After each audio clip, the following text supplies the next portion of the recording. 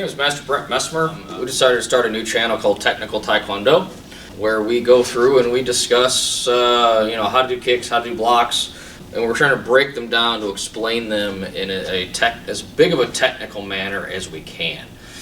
So when we're doing this process, we're going to be going through and showing you guys how to execute these kicks. We're going to break them down, show you some different ways to train it. I want to have a channel set up where we can go through and break down these different techniques, explaining step by step in a trainable process that we can use to make Taekwondo better. That's what we're talking about. So if you like what we're doing, please hit the subscribe button, and we'll see if this thing goes anywhere. We're going to start off showing the basic lead leg side kick, and we're going to break it down from there. So obviously you want to get into a comfortable fighting stance. You want the weight over your toes. You don't want to be flat-footed, 50-50. You want to have your weight over your toes, slight bend to your knees, so you got a nice spring to your step. When we explain the chamber to our students, it's a explosion of energy. You're slamming the knee. You're driving the knee up. Most people say lift the knee. Well, I can lift the knee this fast, but that doesn't give me any power. But if I explode off the floor, if I launch, if I drive my knee up to my chest, it gives a little bit different meaning to it. So when I launch, now I'm using that momentum to drive the knee up. Once I get the knee all the way up, now I start extending the kick, which is part number 4. I want to pull that knee back to my chest to create a trembling shock, a reaction force of energy. Okay? What I'm basically doing is if I'm hitting the target, I'm creating a shock wave that's going through the target. It's bouncing back. If my foot is still on the target, I'm going to absorb some of it. If my foot is quickly rechambered, that energy transfers back, kind of bouncing inside of the target. So that's the importance of having a quick, strong rechamber. Side effect of it is I have better balance because my weight is back center over my base leg, and also side effect of coming back quickly is it makes it more difficult for my opponent to grab my foot. 2 things I want to avoid. The reason for turning the base foot is correct alignment, which we're going to talk a lot about alignment in this channel. I turn that base foot, I can now push off of my toes into the target. My foot is sideways, I'm pushing off the outside, the knife edge of my foot to push into the target. And the strength isn't there, the leverage isn't there, the mechanics aren't there. I turn that base foot, it allows me to push into the motion. That's the reason for the pivot. When I make the pivot changes the angle in my hips. Okay? So when I turn this bottom foot, it corrects the angle in my kicking hip. Okay? So my knee comes straight up like a front kick. I'm going to use the strongest muscle in my quadricep. I'm not lifting to the side and using the sciatic. I'm using the quad that's in the front, much bigger, much stronger muscle. So I'm driving this up. So I'm slamming this knee up, and then I pivot the base foot. So the momentum of lifting the knee up makes me lighter on my base foot. I go tippy-toe for just, a fraction of a second. So when I slam the knee up, I bounce into the pivot. I see a lot of people and they're going 1 and then they kick. If I pick up my toes and I'm traveling that way and I'm trying to kick that way, I'm fighting my own momentum. I'm fighting my own natural flow of movement. If I pick up the heel, I move into the target, everything's going into the target. Use the knee lift to get you lighter on your heel that allows that heel to snap over. Pivot on the ball of your foot. Okay? And that's one of the drills I'll show you guys in a minute. But, so, again, breaking this down. Knee lift, pivot, extend through. Okay? You're going to want to squeeze these muscles in your lower back. The last thing I want to do is lean that way. If I were to lean away from the target, most of my weight is here in my torso. So if I lean away, I am now taking half my body weight that direction while I'm kicking that direction. So I'm losing power because I'm not applying my mass correctly. I want to apply the mass into the target. I do that by squeezing, okay, my abdominal muscles and my lower back muscles up, and I want to look into the target. Okay? Think about pointing your elbow. So I'm standing sideways, lifting your elbow, and I'm pointing my elbow directly into the target and then squeezing this up into it. The chamber, the pivot, the extension, the rechamber, unpivot, and then we come down. We're going to go through the step-by-step process on this, but I'm going to show this to you guys like you're a beginner. So I'm in my fighting stance, 50-50 on my weight distribution, a little bit of bend to the knees. I want my hands straight behind me, right, straight line with my shoulder. Part one is picking the foot up. So as soon as I pick the foot up, I want to make sure my foot is formed for the sidekick. One of the beginner mistakes is you pick up the foot, toes go down. Well, the problem is, in the half a second that it takes to do this entire kick, I don't have time to form my foot while it's in flight.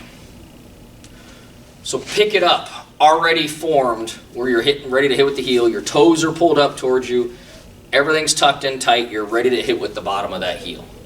Okay? So as soon as I lift that, okay, it doesn't have to be tense. I still want to keep it relaxed. Relaxed muscle's going to move faster. But I want to have it in the right form. First part of a knee lift, okay, tuck that heel underneath your hip. I don't want it out here. I want it tucked in, and I want to form that base foot. From here, if you ever have to check your chamber and want to pull it in a little bit tighter, you want to grab just below your kneecap. What this does is pulls it in tight. If I grab lower, it pulls my knee down. If I'm practicing roundhouse kick and I grab my ankle, it's going to pull and stretch this, which is a great exercise if you're doing roundhouse kick. So I want to check here. So I lift the knees. This is step one.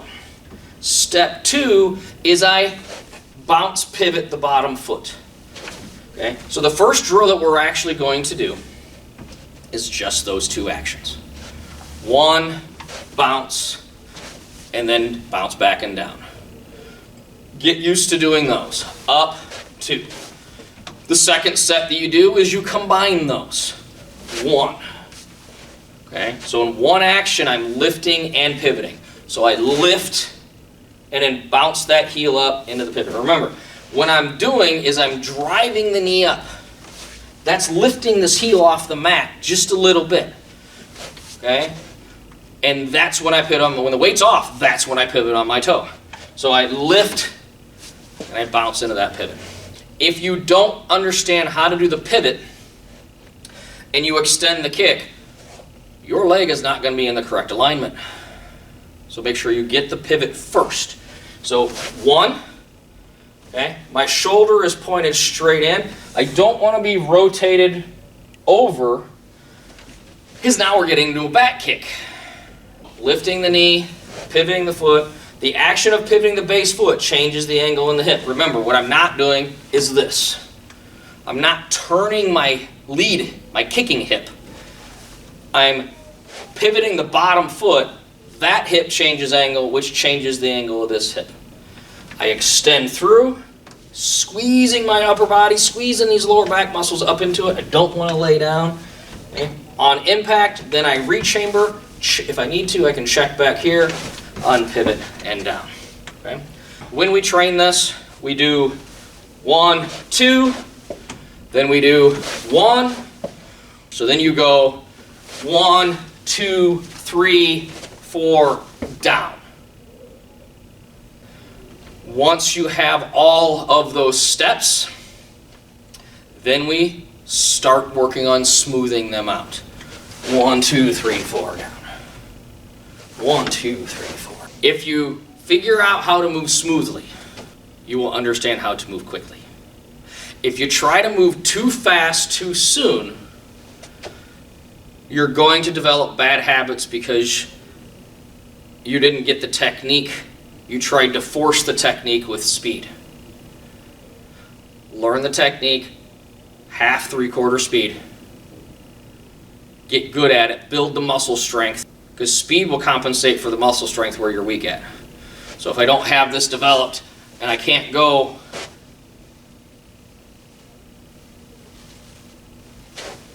and work that out without speed, I have weak points in my technique. So I'll just throw it. Well, I don't have to have the same strength if I just throw it, but if I have the strength, I'll throw it with power. If my kicking foot, the toes are higher than the heel as they are right now, look at the bottom foot. I guarantee you it's not turned.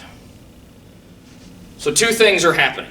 If my toes are higher than my heel, coming in this way, my base foot isn't pivoted, and the other thing is my chest is turned too far forward, and I'm looking at the target with my chest.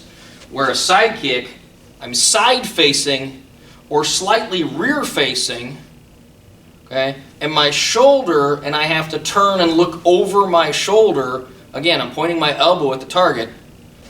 If I turn this foot and I limber behind me, the natural motion is my toes will be down. So if you ever see your toes up, you know you're not in the correct alignment. You don't even have to look at your base foot. You're going to look at the foot that you're kicking, which is the one that's on the target, which is where your eyes should be. One other big thing on side kick, don't lay down. So when I do my side kick, I need to get higher.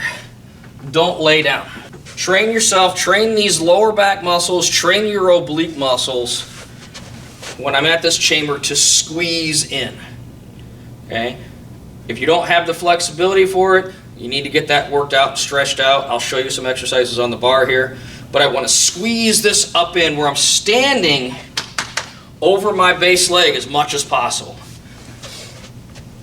Everybody understands mass time acceleration squared. If I'm leaning back, my weight is going backwards while I'm kicking forward. So what we call applied mass is less. I'm squeezing my weight and driving my weight into the target, I increase that applied mass. So if I'm leaning backwards, maybe half of my weight is going into the target. So if I want more power, I transfer that weight into the attack and then work on the acceleration. So if I'm doing lead leg side kick, I'm just out of fingertip range. Boom, it's right there. Full pivot, I got it. I guess I should actually throw the kick. So I'm just out of fingertip range.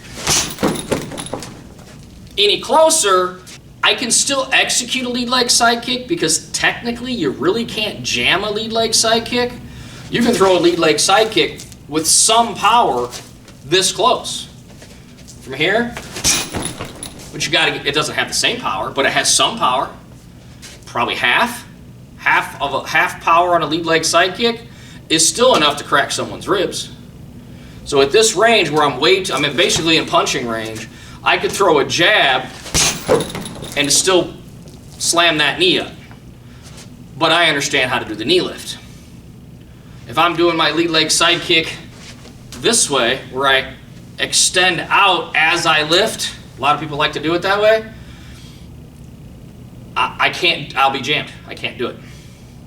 I can't do this. I have to lift and then come up. So that about wraps it up for our side kick video. Thank you again for watching. If you like what we're doing, so hit that subscribe button and we'll continue making these videos.